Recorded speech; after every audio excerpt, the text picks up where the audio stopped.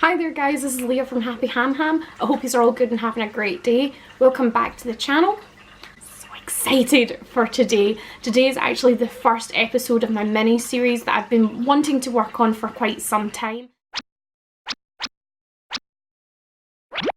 So guys, this is the first episode of my It's Too Tiny series and I am so excited for it because I have been wanting to do this for quite some time. You see a lot of people over in the US doing this where they look at small cages that you find over there and they discuss it and how they're too small and they go into lots of details. There isn't really anybody that does that here in the UK, so I wanted to try and add to that. So guys, just a little disclaimer here at the start of the video. None of these cages are actually being bought by me. They have been donated to me by Mandy's Furbabies Rescue and they are all very small and don't meet the UK minimum. She sometimes uses these kinds of cages as travel cages or as clean out cages, hospital cages, that kind of thing. But she decided to give these ones to me because they are so small that she doesn't even like to use them for these sorts of things, and they have been sitting with her for quite some time. So guys, the UK minimum is actually 80 centimetres by 50 centimetres, or if you wanted to look at it another way, it's actually 620 square inches in total of unbroken floor space. This means you can't connect two smaller cages together and say that it's one big cage. It also means that levels are not included either. Unfortunately, here in the UK, there is no laws stating that cages have to be above a certain minimum. It's just recommended and it's supported by science, it's supported by us as pet owners, and it's just general kind of common sense almost. But unfortunately, a lot of pet shops won't support it. I don't know why.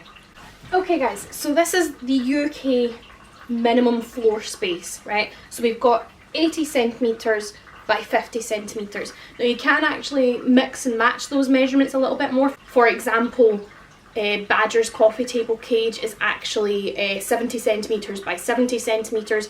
As long as the area surface is over, say, 620 square inches, because that is the UK minimum, it's absolutely fine. Now, you're going to be measuring, I've done it around the wrong way, so I've actually measured it out so that it's the outside that's the minimum and not the inside. But all you're doing is taking your measuring tape, going to there.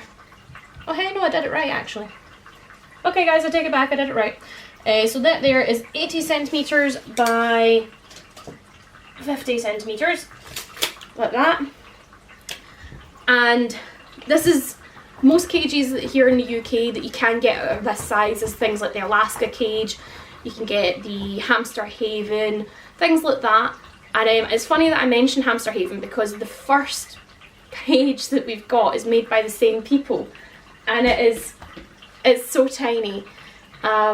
This is it here. Now, oh, it's so flimsy looking. So, first thing I want to say is this has been in Mandy's attic for a while, so it is looking a little more miserable than it used to, but that's okay. That's not really the issue. The issue is the size. As you can hopefully see, it is well below the UK minimum by a lot. Now, some people will be saying that you can connect two of these together and it'll make it larger. Unfortunately, hamsters require an unbroken floor space of the 620 square inches.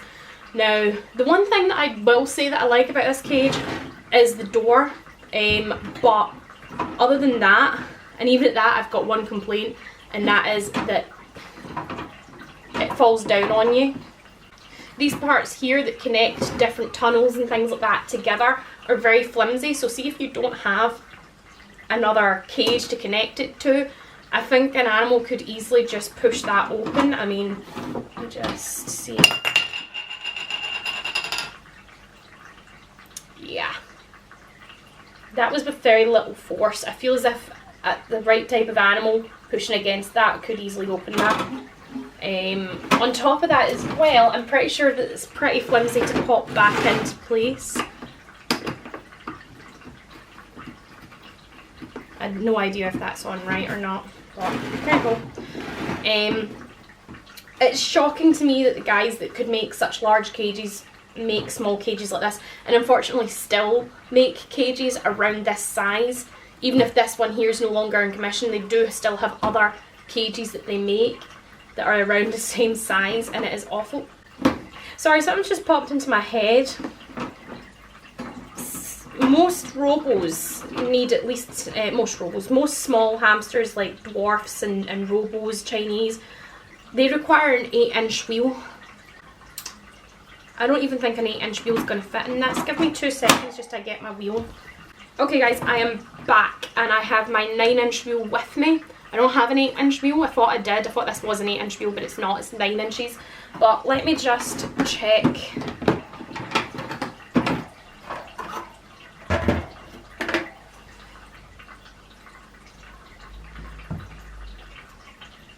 So, because it's got these weird kind of bevelly bits where it comes up like that there, it means that you can't even get the wheel to sit in straight. It does slide down, which takes away even more space. So there's like a good wee bit there that the wheel's against the, is away from the wall even. Yeah, that doesn't fit a 9-inch wheel. It doesn't fit a 9-inch wheel, guys. I don't think it would fit me. It might fit an 8-inch wheel. Let me just compare my inches and all that jazz.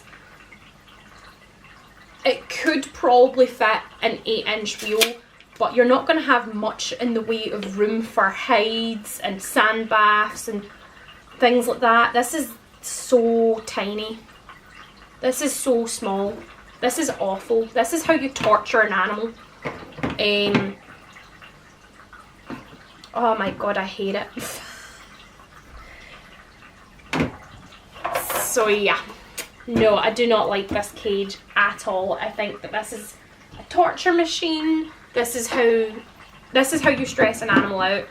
If you aren't aware, hamsters in the wild will run up to 5 to 10 miles a night, which is why there's so many of us sitting there saying that you do actually require having a larger cage because of how active they actually are.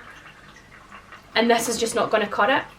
As a secondary cage, yes, if it's connected to a much larger cage, then fair enough, but this on its own, or 2 of these or 3 of these together, is just, it's not going to cut it. It is far too small. It is awful. I hate it.